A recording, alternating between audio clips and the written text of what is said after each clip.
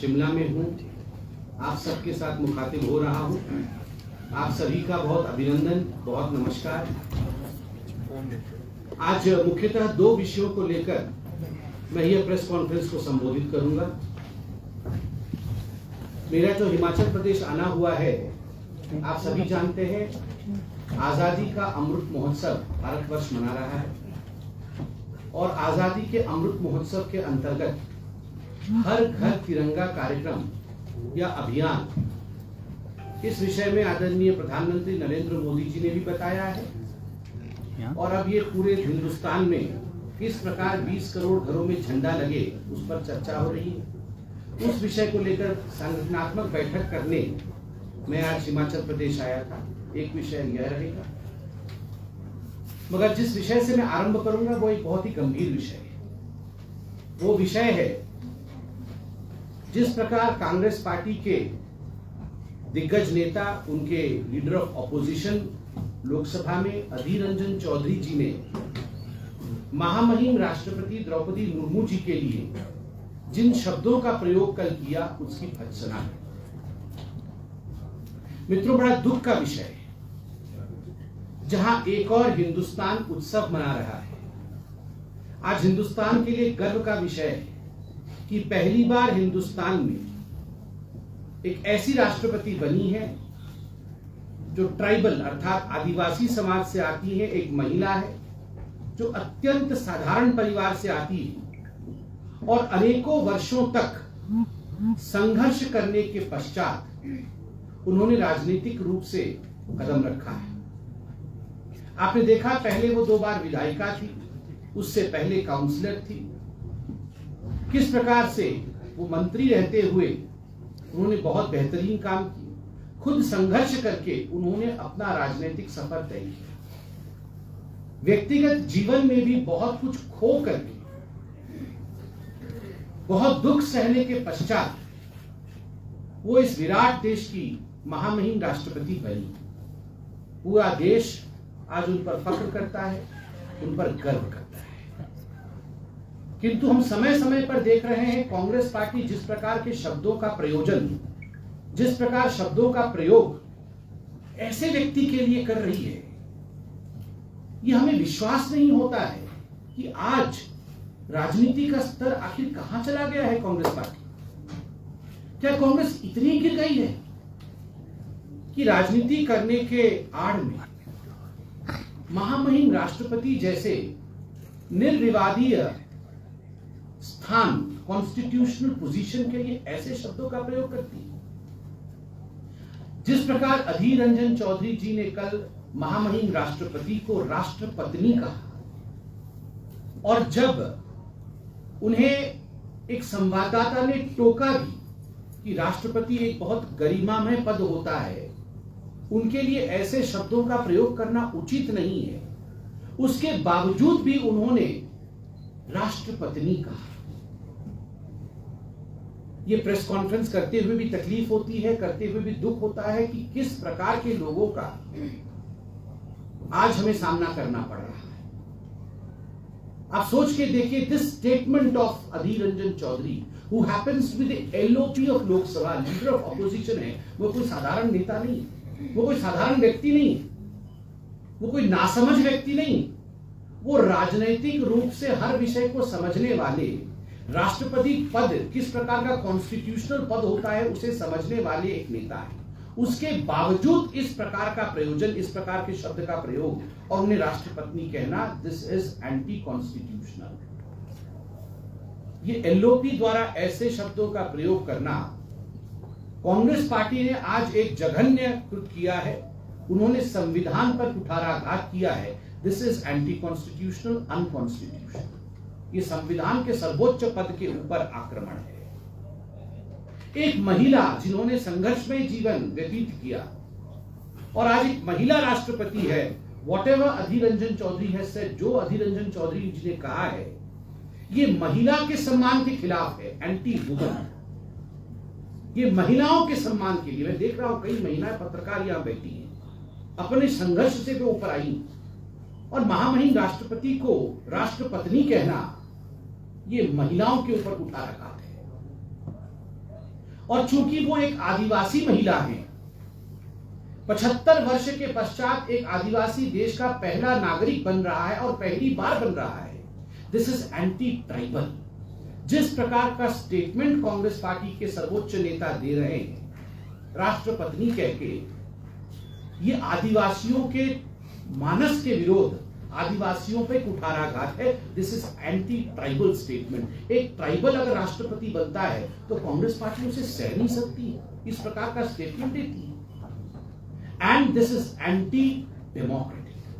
ये लोकतंत्र के मूल भावनाओं के विरोध में, लोकतंत्र का जो मूल भावना है, सबके प्रति सम्मान रखना, कॉन्स्टिट्यूशन के प्रति सम्मान रखना, this is anti national and anti democratic statement of Adhir Ranjan Chowdhury. एक तरफ तो तकलीफ होती है, ये सारा का सारा जो स्टेटमेंट आया है अधीर रंजन चौधरी जी का, उस समय अधीर रंजन चौधरी और कांग्रेस पार्टी के लोग ईडी के कार्यवाही को लेकर जो सोनिया गांधी जी को समन किया गया था उस पर धरना प्रदर्शन कर रहे हैं।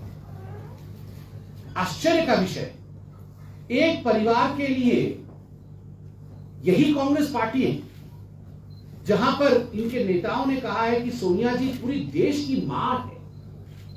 वो साधारण नहीं है, वो देश की मां है। हम तो सारी महिलाओं का सम्मान करते हैं, मगर कांग्रेस पार्टी सोनिया जी को देश की मां कहती है और वही राष्ट्रपति जो एक महिला है उनको राष्ट्रपत्नी कहती है। ये किस प्रकार का दोगलापन है, ये किस प्रकार का विचार है?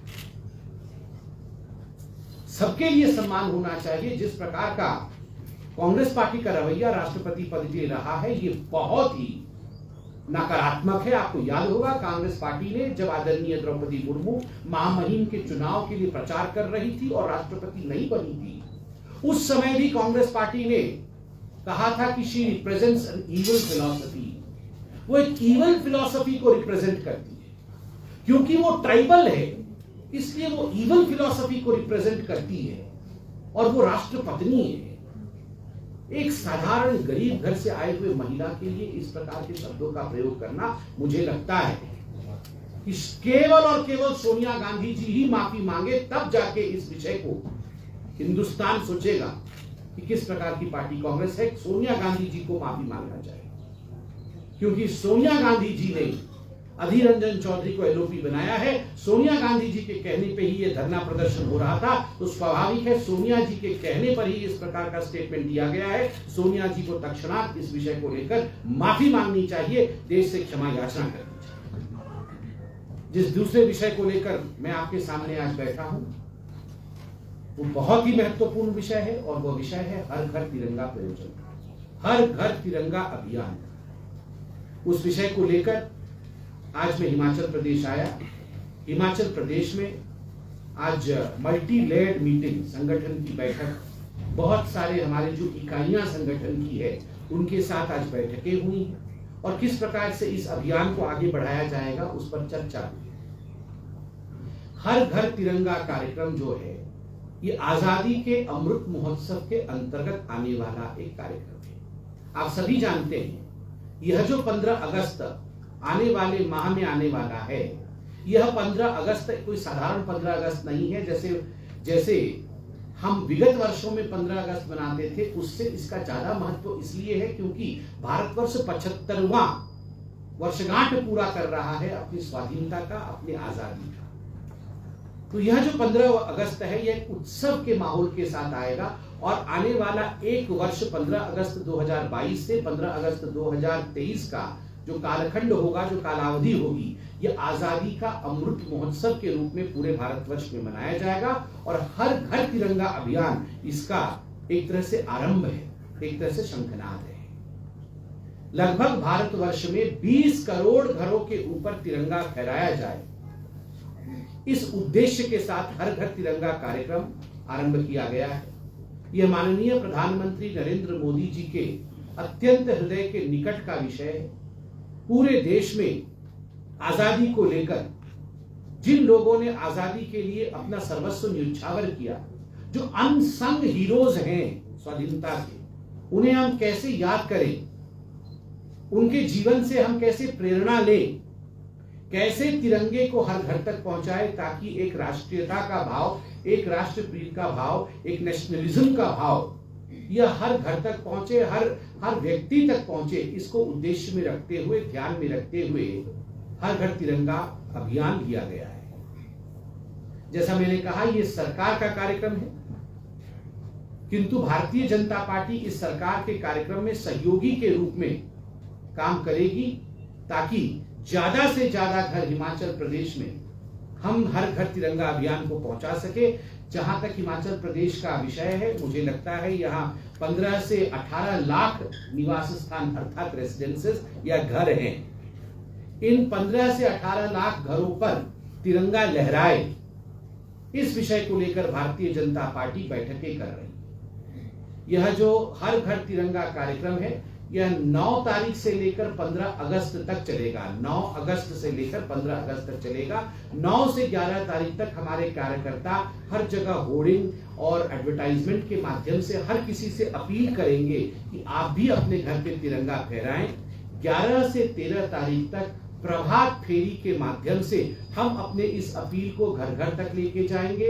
वंदे मातरम, रघुपति राघव राजा राम, ऐसे जिन गीतों को आधार बनाकर हमारे पूर्वजों ने, हमारे स्वतंत्रता सेनानियों ने अंग्रेजों भारत छोड़ो का मूल मंत्र दिया था, उन गीतों के साथ हम पुनः जागृति करेंगे भारतवर्ष में, हिमाचल प्रदेश में, कि किस प्रकार हमें भी प्रेरणा लेनी चाहिए और तिरंगा अपने घर में फहराना चाहिए। और 13 अगस्त से 15 अगस्त तक ये 3 दिन जो है प्रत्येक घर तिरंगा फहराए, यह हम आशा करते हैं।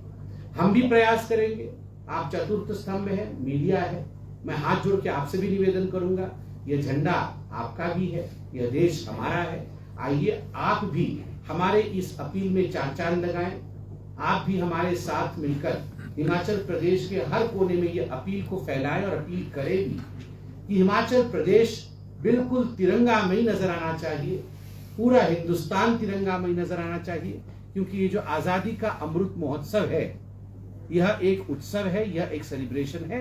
हम सब मिलकर इसे मनाएंगे, यही मैं आशा करता हूं। और जो हमारे अब यहाँ अटल जी की स्टैचू मैंने देखी है, प्रतिमा देखी है, इस प्रकार पूरे हिमाचल प्रदेश में जहां जहां विराट पुरुषों के, हमारे स्वतंत्रता संग्रामियों के प्रतिमा होंगी, उनकी भी हम स्वच्छता अभियान के अंतर्गत उनको भी साफ करेंगे, उनकी भी सफाई करेंगे और उसके पश्चात वहां भी हम तिरंगा फहराएंगे। इस प्रकार से हर घर तिरंगा अभियान पूरे हिंदुस्तान में, और खास करके चूंकि हिमाचल प्रदेश की हम बात कर रहे हैं, हिमाचल प्रदेश के सभी जिलों में, सभी विधानसभाओं में धूमधाम के साथ मनाया जाएगा। कोई प्रश्न हो तो आप लोग अवश्य। संबित जी, ये जो अधीर रंजन ने ये बात कही है, आपको क्या लगता है क्या मोटिव होगा? मतलब ये डेरिवेटिव फ्रस्ट्रेशन है या क्या है?